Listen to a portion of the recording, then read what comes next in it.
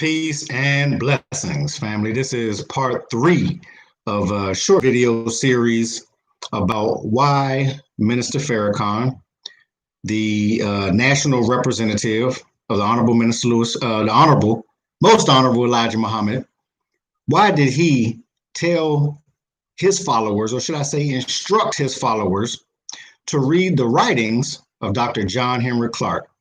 There's been a part 1 and a part 2. I hope that you'll view it before you view this one.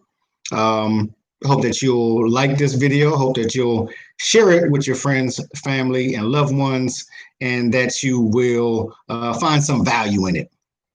So I want to read from Dr. Clarke's article here, Education for a New Reality in the African World.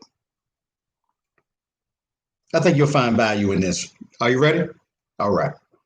Recently, some of the new leaders of African nations are beginning to sell their gold mines to Europeans, land to Europeans, and to make concessions within Africa that violate the traditional values of African people.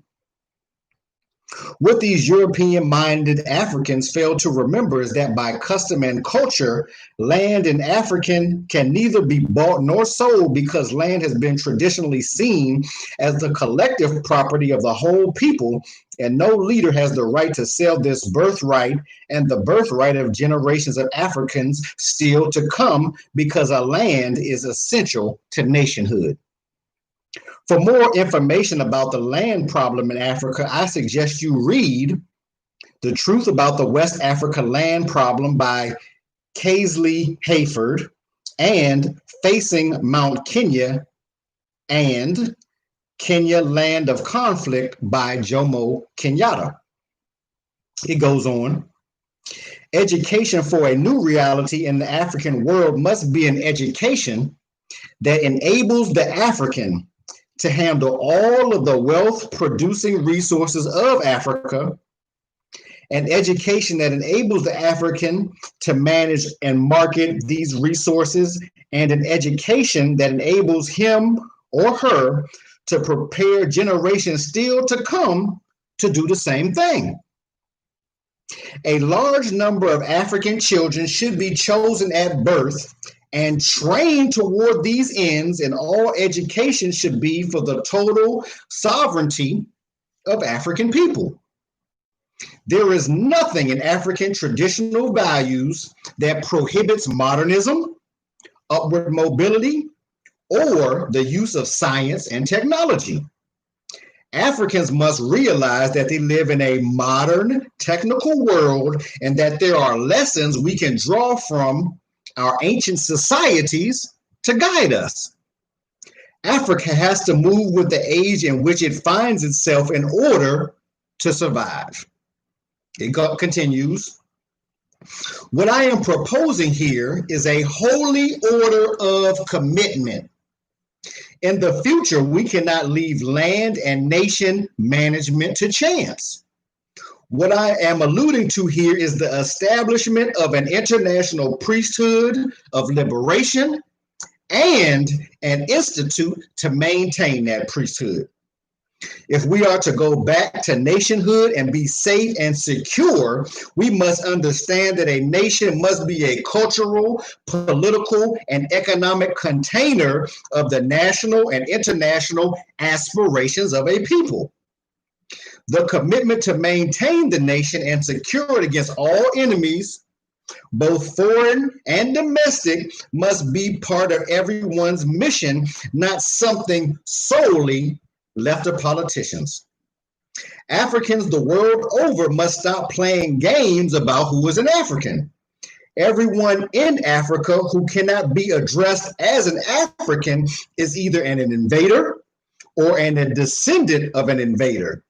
It is time for the African to ask the guests in their house the question, what is your mission in our house? Excuse me, he says, what is your mission in my house?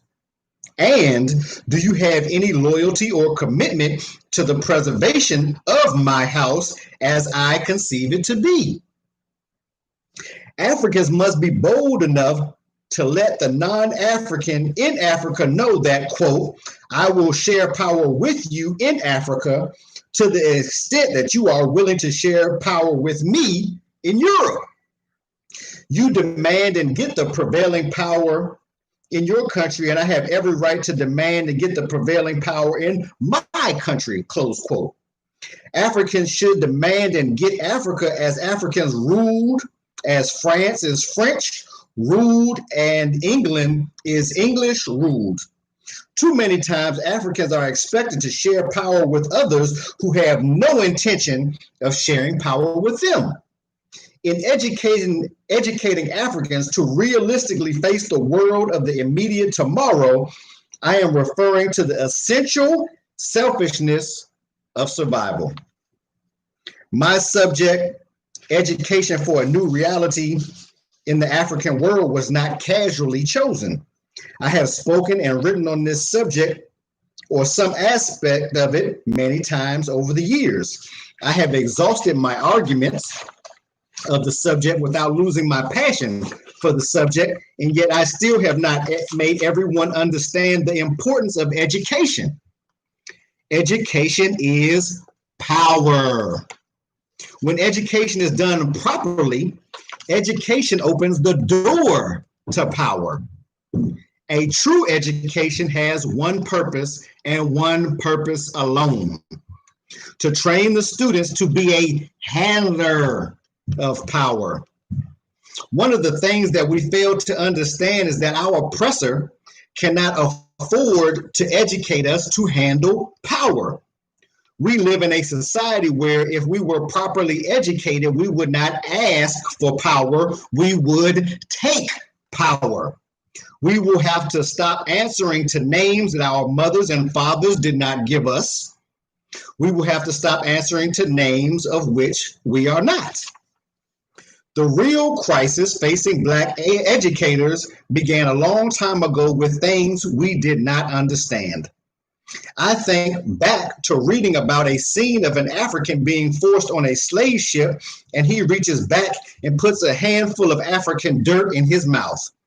I think that African understood more about education than most of us. He understood the basis of nation, land.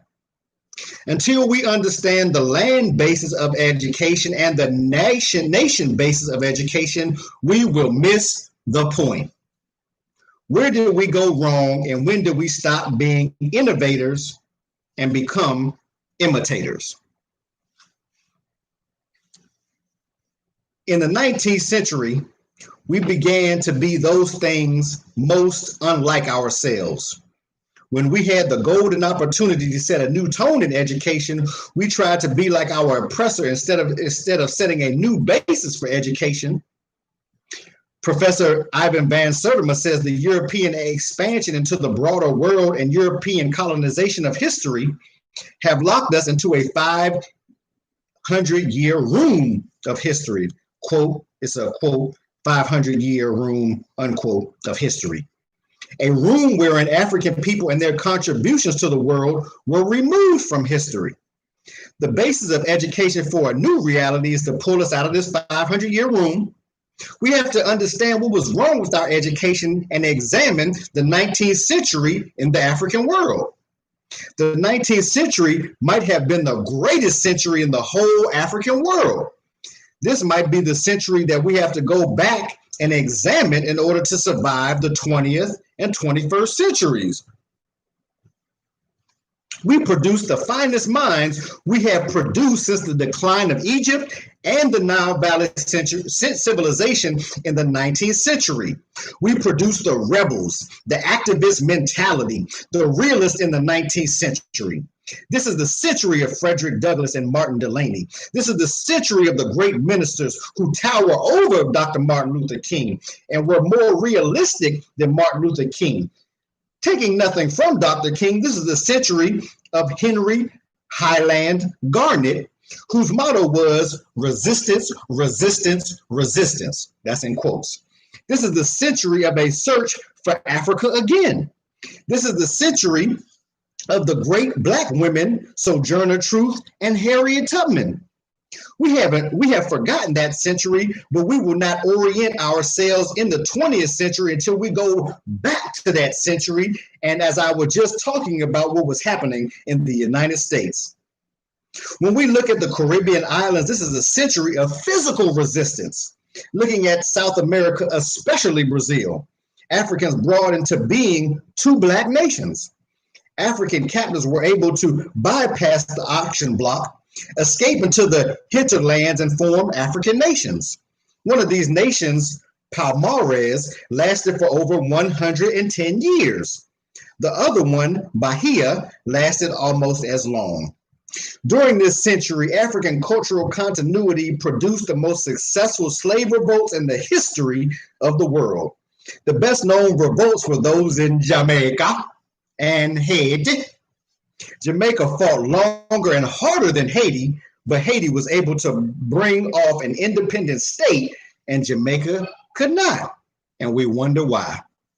Haiti fought over a shorter period with a greater degree of consistency and hit the French at a strategic time when Napoleon was involved with other campaigns in Europe. I'm going to stop right there, brothers and sisters. Do you understand how rich this is? Oh, this is powerful. Do you understand how rich this is? Education for a New Reality in the African World by Dr. John Henrik Clarke. Brothers and sisters, I didn't even get to go where I wanted to go, and so I'm going to have to make one more. Can I make one more? I'm going to have to make one more video. Why did the Honorable Minister Louis Farrakhan tell us to study the writings of Dr. John Henrik Clarke? Knowing that John Henrik Clarke talked funky, he talked bad, he talked in a bad way about the Minister Louis Farrakhan. But despite that, being, you might say, the bigger man, despite that, he talked bad about him. He said, go and study his writings. John Henrik Clarke called our Minister Farrakhan, he called him Farrakhan the faker. I said, damn, that's harsh. I said, damn. I mean, the yellow con man, Farrakhan, C-O-N at the end. I say, wow. But nonetheless, the minister said, go and study his writings. So we learn in a principle that the whole is greater than the individual. What a wonderful individual to overlook, you might say, disrespect, to overlook someone being more than judgmental, because he made it, Dr. Clarke made it personal. He made it personal. Mr. Farrakhan overlooked that because he saw value. And you saw that value in what I just read. Had you ever read that before? Brothers and sisters, go and get that. That's a woo. Come back for the next video. Like this, share this video, and subscribe to this channel. Peace and blessings. And I'll see you on the next one.